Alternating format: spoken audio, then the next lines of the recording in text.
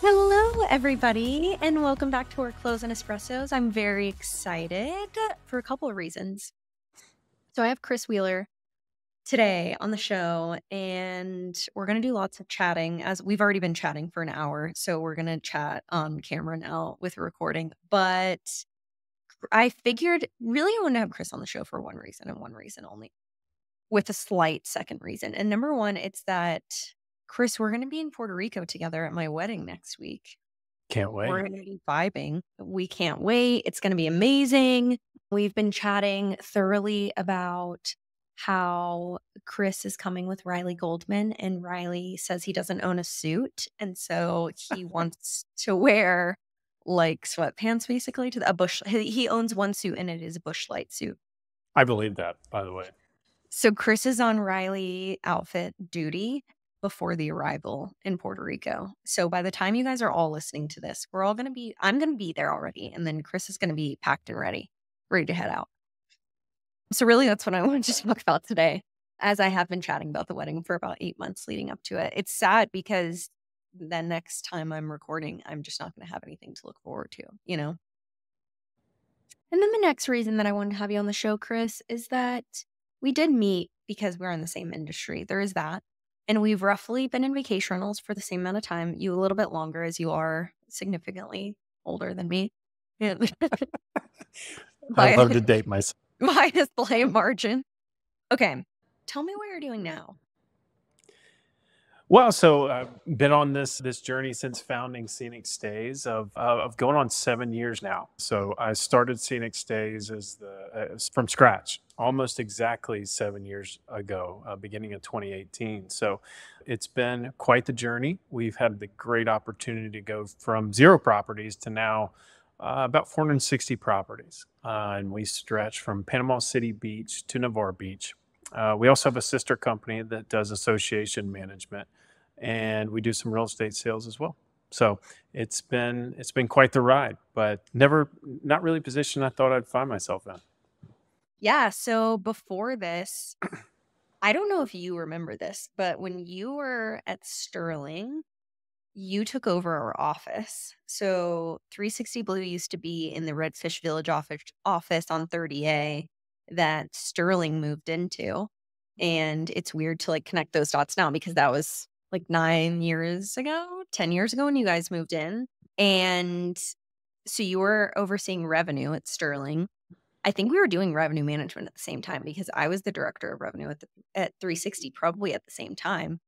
Then you moved into a COO role and you went from that directly to founding Scenic Stays, right? Yeah, so I think you're exactly right. I think we were managing the revenue of the area and managing that whole thing at the same time, just for different places, different inventory types too, I would say. That was a beautiful office. We could never quite fill it I out love that that office. you all did, unfortunately, but it was a beautiful office, great location, not great internet, but that's okay.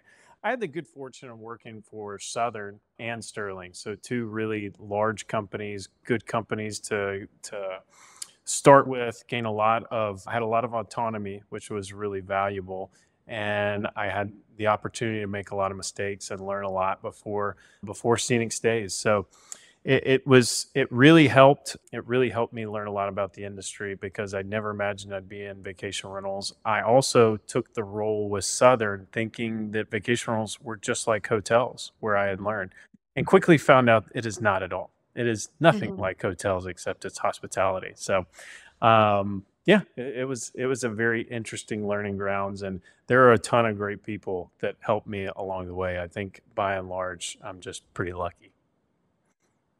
Were you Was it easy for you to make the decision to own a vacation rental company going from working for one? Because I think, in your COO role, which I felt like this at 360, you're exposed to the like really shitty, scary parts of the business, right? I mean, normally, no matter what, you see like talking to angry guests and talking to angry homeowners. But when you actually see how the company runs and you're at that like executive level, you understand like hiring and firing and the direction the company is going into and what the financials look like and what to be afraid of versus what to be excited about. So were you like, I can't believe I'm about to do this? Or were you like, I can't imagine not doing this? No, I did not have the mindset at all, and I still think about it. I had no mindset or preparation or in any way thought that that's what I could or would do. I wasn't prepared for it. I didn't have this overwhelming sense of confidence, like I'm going to come in and do an amazing job and take over and get all these properties. I felt like I didn't belong, and I thought, what am? There were Mhm. many times I thought, what am I doing, and how do I do this? And at a certain point, I got I kind of had a rush from the dopamine of getting new properties and signing on properties, and that's what kind of drove me. And then I had this sense of constant fear of what if somebody come checks into a dirty property, and that kind of drove me a little bit. But with previous experiences, you always had somebody you could kind of bounce ideas off of, or you had the Yeah. team, and a lot of what I say now is what happens if you get hit by a bus? Are you prepared? If with a larger company you get hit by a bus, it'll be okay. You won't be okay, but the company will be fine. It'll keep functioning. And then when it's just me and nobody's coming to save you, you're the one who's answering all the calls. You can't get hit by a bus because then nobody's going to be there to inspect a property or deliver a pillow. And so it was a huge mindset shift, and it was a big test of, can I guess in a way manufacture the confidence and the wherewithal. But with a lot of my previous roles, I was able to just narrowly focus on my task, even if it was a kind of Mhm. broad area or a large number of team members. I could focus right there on that thing, and I wasn't getting asked questions about this, that, these random items. And I had this large fear of being a point of contact for owners. Owners frightened me. And so I always was like, can I maneuver this business with never having to speak to an owner? And then all of a sudden I was like, I'm the only one speaking to an owner right now. I'm the only person. So it was quite the experience, and it was very different stepping into that role versus working for larger companies and working for different types of people who at the end of the day I knew they had seen some things I didn't. So I'd be okay. But one of the guys at Sterling said, there's nothing like equity to kind of drive you and to give you a different mindset. And that's totally true. I didn't know what he meant, because one of the things I always thought was a strength is that I cared. I always Mhm. kind of said, I mean, I care a lot. I put in the hours, I do the work. And he just always said, well, nothing makes you care more than equity. And he's right to a degree. He was right about a lot of things. I was really fortunate in a lot of my roles to have the freedom to make a lot of dumb mistakes and to mature emotionally and to mature in terms of working with people. And that really was very helpful. I never recognized in the moment, but I know I was, in many cases, probably hard to supervise. But I got a lot of freedom to make mistakes, and that's invaluable experience. I mean, if I screw something Never. up and I got to learn from it, that I can't really replace that type of experience. It's funny because when you're working in, like, an executive level or even not, right? Like, if you're working in a vacation rental company, you're like, "My job is so stressful, like, what a hard business to be a part of."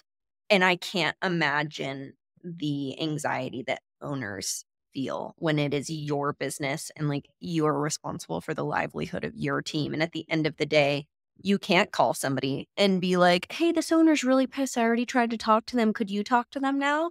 Like, the buck kind of stops with you, and I think that the pressure that comes with that is enough to keep you awake at night, but it's also probably so exciting because you get to make it your own and move in whatever direction that you want to at the end of the day, and steering the ship is really cool that and you don't get to do that even, if you are at the COO level of a company.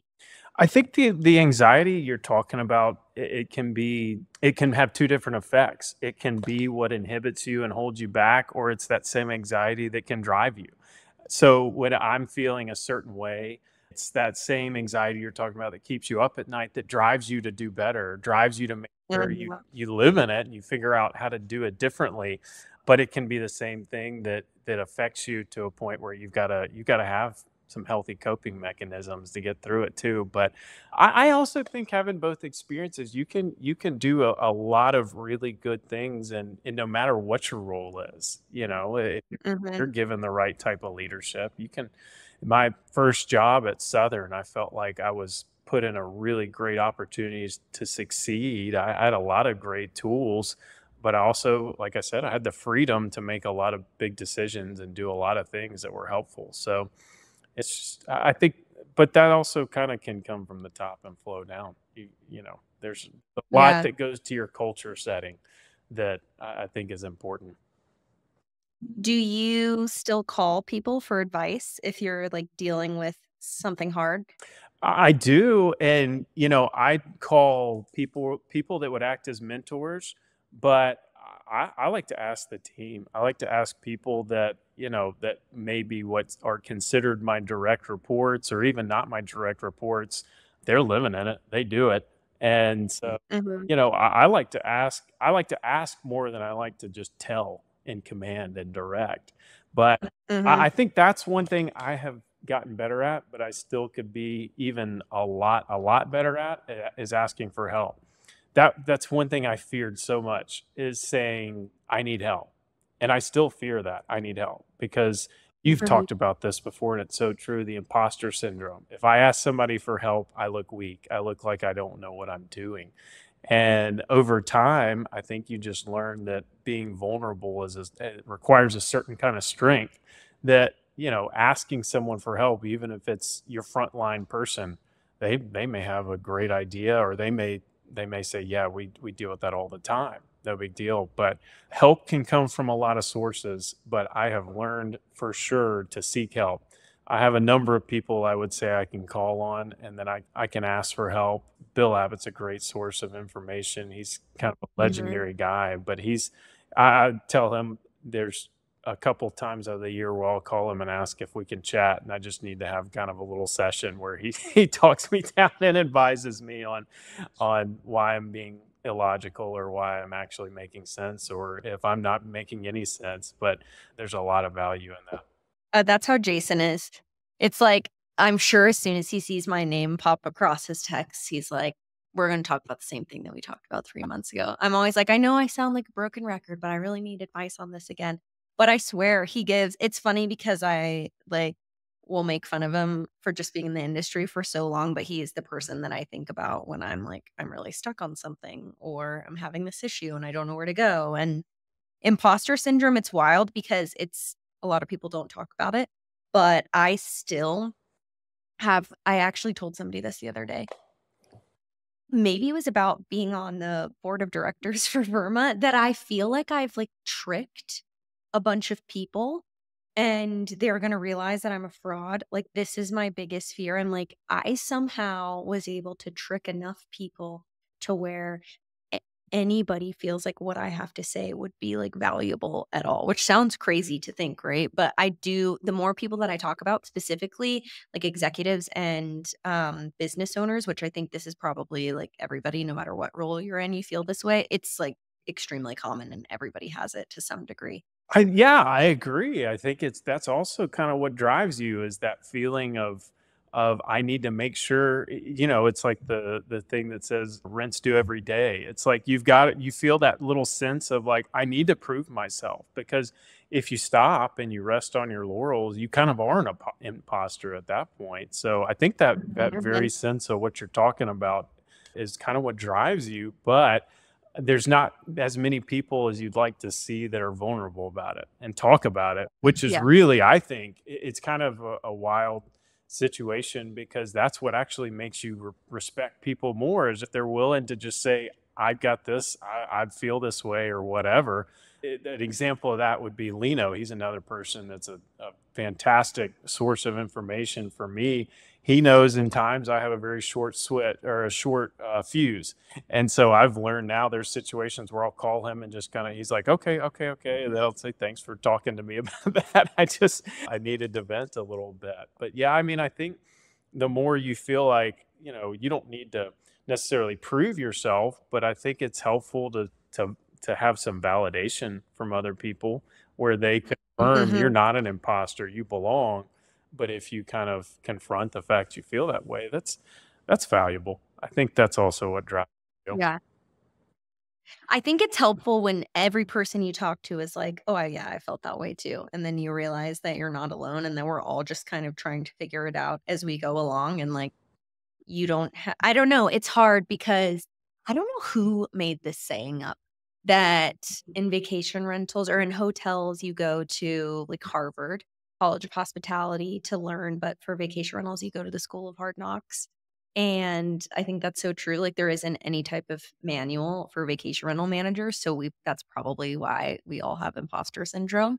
And I've been thinking as we're talking like you started a company in maybe arguably the most competitive area for vacation rentals, like, period. I mean, the owners, man, in Northwest Florida have no loyalty whatsoever. Like, it None. is dog eat dog. Do you think that that has, like you just have this, like, hustler mentality? I think it's funny you mentioned my elder status. It was so people used to say, "Oh, you're so young." They don't say that much Yeah. anymore. So I don't know what that means. I think I must mean I look older. But Yeah, I same. think it helps. One of my things is I don't mind pleading ignorance. I don't mind saying I'm ignorant about That something or I don't know. And I think to a degree people at least respect that or like the fact that you can just I can just say, "Hey, you know, I don't know everything, and I'm just willing to try and do the basic things right and learn and keep learning and keep just talking about what I know. And it also helps me just in terms of saying, hey, I need great partners, I need great team members, I need people around me who are going to do they're going to have the same intangibles, hard work, care, culture, they care about each other. But I can't know everything, and you know that way I set the standard. I'm not perfect, and I don't ever ask anybody to be. I think that helps though. But it's a super competitive market, and one of the things that I found that realtors respected because owners here are competitive, but real estate is very competitive too. And when I'm going to get referrals, I just say, look, I think the main thing is that I'm not perfect. We're going to make mistakes, but I'll try and be as honest with you as possible about what you can expect, knowing that there's always the unexpected, like you mentioned. But we care. We're going to care, and as long as we care about your property, we care about just things in general. That I think we'll be okay. I think we'll do a better job than a lot of our competitors. But yeah, I don't mind pleading ignorance. I think too, like, what I have found, and I definitely feel this way, is owners I mean, people in general want to work with partners that they like, and, like, being likable and showing that you're an actual person on the other side of the screen is so important, and the fact that you can go and have a conversation with them, and you have this, like, Southern hospitality, and you've lived in the area and been in the industry for a long time, I'm sure works so much to your advantage because things in 2014 and 2015 in revenue were a lot different than they are now. And seeing that evolution and being able to speak to that history, I think lends itself to just like the knowledge that you've been able to accumulate. Yeah, I think it's really fortunate that that we both got to see the evolution of revenue and market stats, and we're equipped with all these tools now. But we have a unique perspective where we didn't have tools. We had searches and we had Oh, manual sheet. we had Yeah. spreadsheets, pieces of paper where you wrote rates down and stuff. Mhm. So, like, when in doubt, if I'm feeling a little uneasy about something, I revert to the old-fashioned just manual comps to try and make sure I'm not missing anything. But I like to try and disarm or diffuse things a little bit by joking around, and that'll get me in trouble sometimes. I definitely have ill-timed jokes or sense of humor, but it helps a little bit if you're talking about owners or people that can be a little difficult. If you remember some little anecdotal story that you bring up and they kind of laugh a little bit, and you're like, all right, we're good now. You can we'll bring the situation down just a tad. Sometimes they don't like to joke, but for the most part, you have a good time, or a well-timed sense of humor or something like that. You can get by with somebody. I think one thing that helps too is we try and have like this mental equity. So like if somebody's mad about something like that, something you figure out, just do something nice for them, or try and figure out how to get back to a place where you're in good standing mentally. Like if they have a bad situation with a maintenance problem and then they get a bad review, eh, neither one could be your fault, but they're not gonna be happy with you. And Yeah. so if you leave them a gift when they check in, or if you do something nice for them, if maybe you do a little bit of maintenance and give it to them as a way of showing good favor, you can get back in good graces, I think. In some cases not. But I'm the same way with my humor, and I've realized I was actually telling Lauren this last night, that I consider myself, like, to be able to get along with most people, and if I find, like, whether it's a homeowner or someone that I work with or a vendor or whatever, if they're not into, like, the charm that I try to, like, make sure that everybody sees, it hits me in a bad place. Like, I think about it for a really long time. And but for owners, especially, as long as you can connect with them, yeah, and I agree, like, remember something about them and show an act of good faith. It goes so far to just, like, be personable and try to, I don't know, this, like, robotic business world, the further we get into the future, it's going away, right? Like, yeah, best regards is now, like, cheers. And I feel like the faster that we can embrace that, the better off we are. I wonder though, what's wrong with wanting people to like you, or wanting to like charm or have people be kind of drawn to your personality? I don't know. Yeah, It seems like sometimes people right? have a put a bad spin on that. Like you can't have your team like you, or you can't be drawn. You can't have this desire for people to like you. What's wrong with that? Ashley, welcome back with another In Haven Insight. I can't wait to hear what you have for us this week. Hi, Meaghan. InHaven is a procurement platform dedicated to bringing quality standards for the bed, bath, and kitchen to our wonderful vacation rental industry. And we work with hundreds of professional property managers representing tens of thousands of listings. A lot of property managers are looking for ways to make smarter purchasing decisions that save them significant money over time. And we really can help them do this. Tell me how you can help. So let's look at pillows. I hear from so many clients who buy these $14.50 Utopia pillows from Amazon, and then they complain that they fall flat after 6 months and need to replace them. What a serious waste. For under $12 a pillow, you can purchase a hospitality grade pillow, one that won Good Housekeeping's Hotel Pillow of the Year, and that pillow will last you 3 to 5 years, not 6 months, 3 to 5 years. It won't flatten, and you end up saving so much money over time because you would have replaced, that one pillow with 4 or 5 within, a 2 or 3 year period. I can't tell you how pillows are the bane of our existence. So I'm very excited about this. How can people reach out to you if they want to learn more for their own business? Yes, please reach out to me at ashley@inhaven.com or go to our website. We love working with professional property managers with their needs and especially helping them replace items that they're constantly throwing away or constantly having to replace with just more durable hospitality grade items. Thank you, Ashley. See you next week. Thanks, Meaghan. I think it's only like if your self-worth is defined by if people like you or not, which Yeah. I have very much struggled with that. Mhm. Like, can you like yourself if other people don't like you too? Where I could be in a sea of 100 people and like 99 of them could like me and I could get along with them. And it's the one person that I walk away thinking like, I don't understand. 99 people like me. What about this one person? Like, I must not be very likable. So I feel like I've had to work really hard. And I hate saying this because I used to be like very defensive over being younger and like still wanting to be taken seriously. But I do think that there is a lot that comes with age, which I can now say as I'm in my older years, that with age have realized like it doesn't it doesn't ultimately matter who doesn't like you. It matters who you like and, like, how much the, like, worth of the person's opinion means to you. So, like, if a stranger doesn't like you, like, it's not like you care about their opinion anyway. But, yeah, I mean, I agree. I do think that, like, wanting to be liked in general and wanting to be known for connecting with people and connecting people in general is a good trait to have, and I also think it makes, like, a great leader and a great friend and like business owner too, is just, this ability to be personable. I don't think it can like be overstated enough how much that can help you get places in life.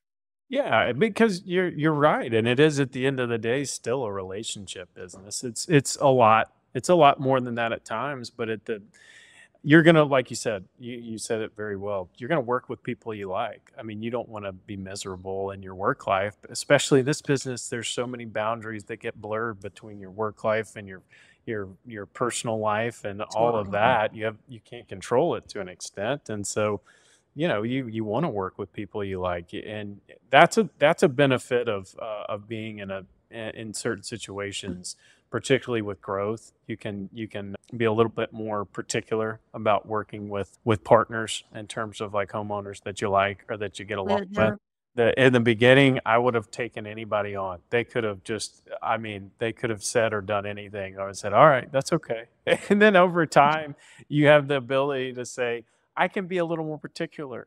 If you're not a partner that's a good fit for me, that's okay. We don't have to Mhm. work together. There's other choices where at first it was like, I need and want everybody. I need every single Yeah. one of them. And you have to work through that a bit. Do you fire owners? Yeah. Yes, and that's one where the first time we did it, I from my experience of answering phone calls at midnight or blah blah, blah all these things. I a lot of times I would tell my team and the people I'm fortunate enough to work with directly, I don't want you to have that same experience. And so if someone is going to be an ass or if they're going to be rude or if they have no boundaries, then we really need to assess what's their value. And so Mhm. we've had some where I said, hey, this is just not a good fit. We've had some where it didn't seem like they were profitable or in the right particular area for us. But we've had owners for sure where I just said, this is not a right fit. This doesn't have a good feel to it.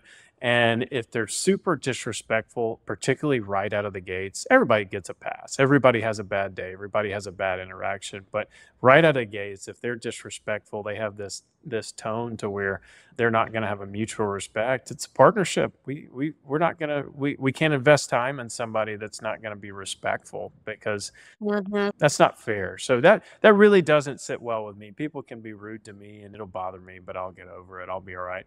But when they're particularly rude or disrespectful to our team, that's not fair. That's not okay. So Mhm. It's hard. I remember firing, and what's funny is they always walk it back. So you say like, "Hey, you're an asshole to the team. You've got to go." And I feel like either they have two, like one of two reactions. Number one is either like, well, I just got my leg amputated and I went broke and my mom is in the hospital. Like, I'm going through a really hard time, whatever, and they try to like walk it back. Like, I didn't mean that. I'm sorry. I'm just going through a really hard time. Like, how am I supposed to pick another management company now? We're so close to spring break. Or it's like the opposite of the spectrum and they like double down on being mean. And I swear I pretty much feel like I always deal with the people who are like, whoa, whoa, whoa, whoa, whoa. Wait, come on, it wasn't that serious, I didn't mean it. yeah, we've had some too where they say, well, yeah, we were gonna fire you anyway. We Yeah, you say you can't fire me, I already quit type. yeah. We had one group where they had, I'm not kidding, they printed out an 84-point list of items they found wrong. And I just was like, I don't think there's 84 things in this house. And so, I mean, just the stress of I would drive by when they'd get in and I'd see them there. I'd think, oh no, I'm getting a phone call. Sure enough, there it would come. And that was the first one where I said, hey, this is not a great fit. This is just not going to work. And inevitably, it can be tough. It can be tough when the ones where you say they've got a lot of reasons that they were a certain way. But if you get to the point where it's a relationship that's not going to work, you really don't have that many regrets. And the sob stories make it a little tougher. But generally, if you get that feeling, you got to trust your gut. If you got a feeling Mhm. like this is not good, it probably ain't going to be good. whether Yeah. whether they lost their leg or not.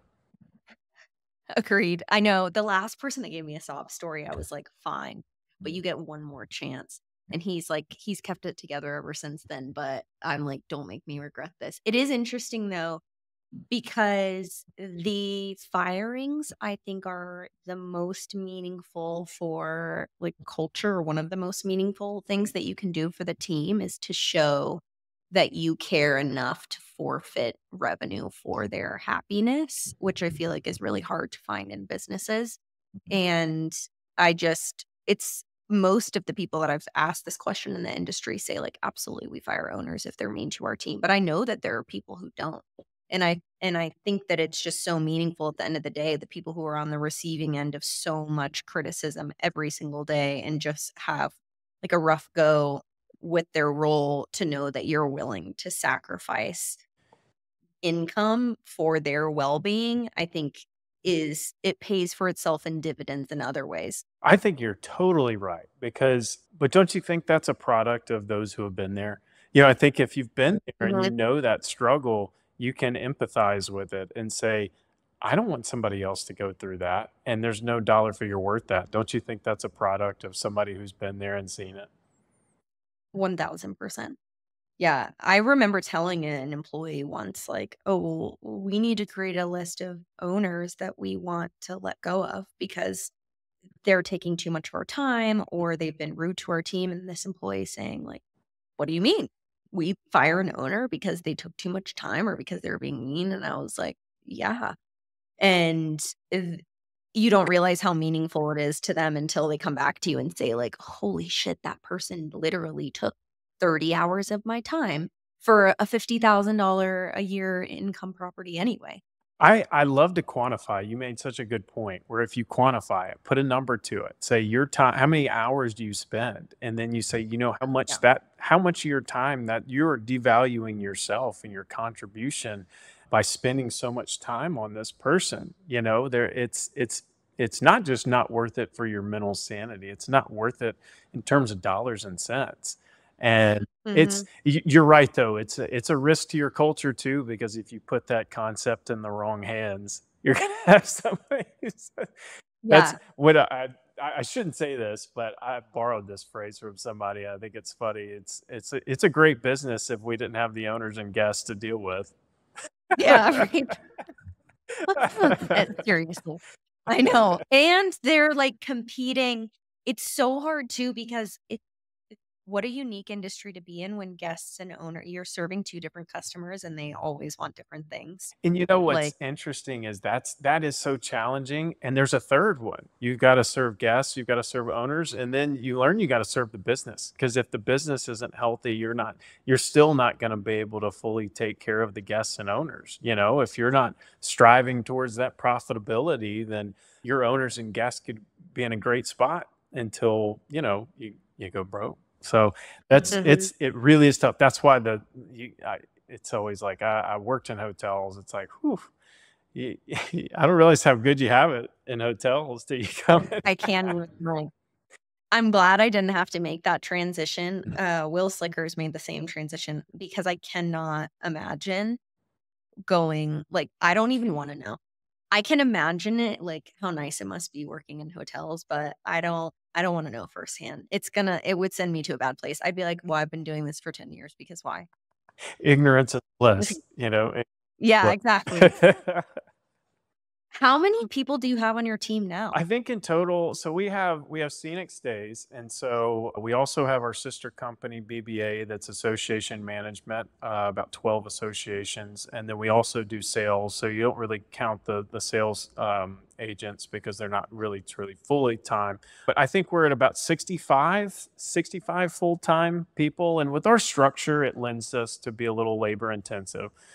We manage Mhm. offsite properties, which are kind of the single family homes, condos that we manage one in a building. And then we also do the on-site management at 4 complexes where we manage one building. We have about 180 properties we have a 24/7 desk. We've got maintenance team members that are on site. And then we have general managers. So really kind of that hotel structure. So that structure leads to be a little more labor heavy than if Mhm. you're just say doing 460 single family homes. That certainly is labor heavy in a different way, but we end up having quite a few team members. But again, we've been really fortunate to come into situations where people like Lino, Ron Whitfield, they know team members that we can come in and say, hey, this person would be an excellent fit here because they're great at relationships. They're great at keeping up with people over time. And so, but we have quite a few team members. I work with directly, I guess probably 8 in total, something along Mhm. those lines. And then underneath them, they have a good bit of other team members too, but quite a few folks. The 8 that report directly to you, how do you think they describe your leadership style? I I think they would say I'm laid back. I think they would say that because I value a little bit of that autonomy and freedom, I allow for that too. And Mhm. I say the same thing I mentioned earlier. I don't want perfection. I don't ask for perfection. I'd like to strive for it, but understanding we won't achieve it. But I want them to care. And that's the biggest thing I think that I would hope they would say is, he cares and he wants us to care. And sometimes that means making decisions that are not financially advantageous, but they're let's say the right thing to do.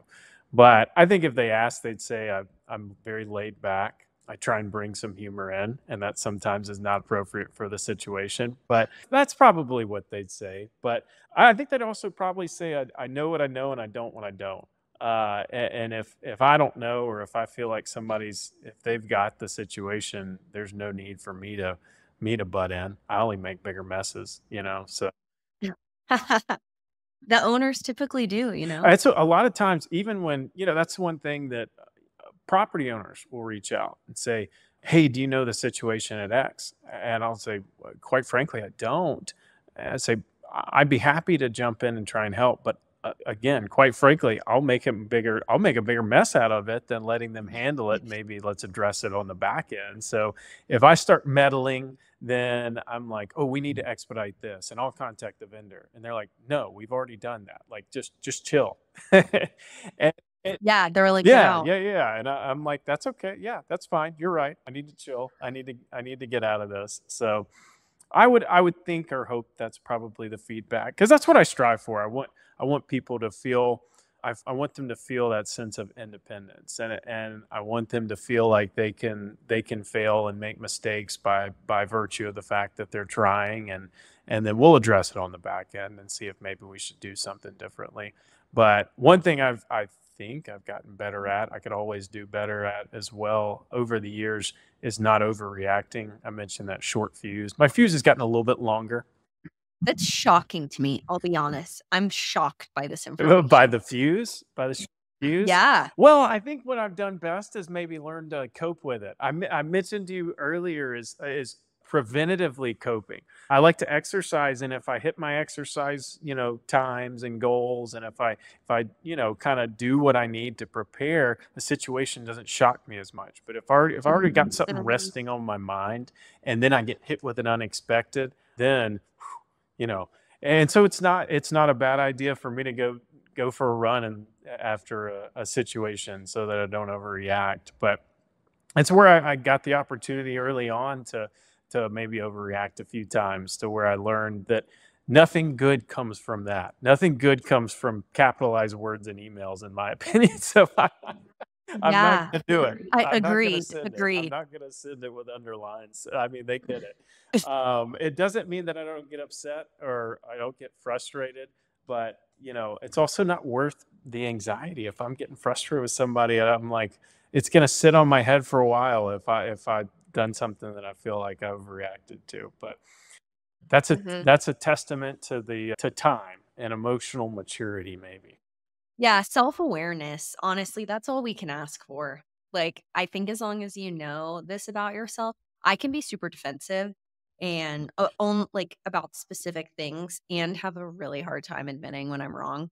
And, it took a lot of therapy and certainly age and self-awareness until I got to a point where I was like, "I know this about Well, myself." It's not my best You know I friend. love self-awareness. And so Yeah. my therapy taught me self-awareness, and I will never forget on the quest to self-awareness, I remember saying, "What good is it if I know and I can't fix it?" Like, why what good is Totally. self-awareness? But over time, if you know it, you can work on it and try and get ahead of it or recognize it and say, "I'm gonna do things a little differently this time," and see if there's Mhm. some positive validation or affirmation for the way I handled that.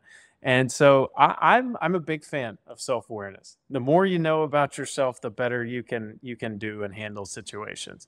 Doesn't mean you're not gonna screw up still, Amen. but at least you know. At least you know. At least And what I love about you too is that you are like very admitted, honest. You're very just vulnerable. you're vulnerable. Yes. You Yeah, practice yeah, yeah. vulnerability, which I think is really cool and is honestly harder to find in men. And as a leader, like vulnerability, I think is one of the best gifts that you can give to your team. Like, I'm not perfect. These are the things that I suck at. Here's what I'm working on, because that's all you can ever ask for somebody is vulnerability and honesty. And I think that's great. And I think that that's why you're one of the reasons why you're in the position that you are today, which leads me to my final question for you. What advice do you have for someone who is looking to start their own vacation rental company? Whether like they have been working in the business or not. I would say if you have the notion to, if you have the slightest inclination you want to, probably one of them would just be to do it, honestly, because the more you think about it, at least in my experience, the more you get in your own head, the more credibility you're going to give to that negative thought of I should not do it. Because the fact is, as much of a perfectionist as you might be, you will make mistakes, you will lose business, you will have things go wrong, just to what degree, I guess, and you can't prevent everything. You can't be prepared for everything. So do it and know you're going to fail, but Mhm. know you're going to make mistakes and just learn from them. Learn from them. And I think just exactly what we were talking about is it took a long time for me to even get to a place where I was comfortable being vulnerable. And in some cases, I'm still not, but just be unapologetically yourself and be vulnerable about yourself, because as scary as that might be, people are more respectful of that, and they value that more because it's like I mentioned earlier, it kind of disarms somebody. They take Mhm. their guard down, and you can open up many different avenues and many different things that you wouldn't have accomplished before. And it's less stressful because, ask for help. Ask anybody and everybody for help, and don't be afraid to ask for help, because you will cut your learning curve, your costs drastically. So this has been taught to me many times, and it's a great model, but the spaghetti model, just throw things at the wall and see what sticks. Mhm. And if it doesn't, keep trying. Just use the spaghetti model. Just keep trying. I love it.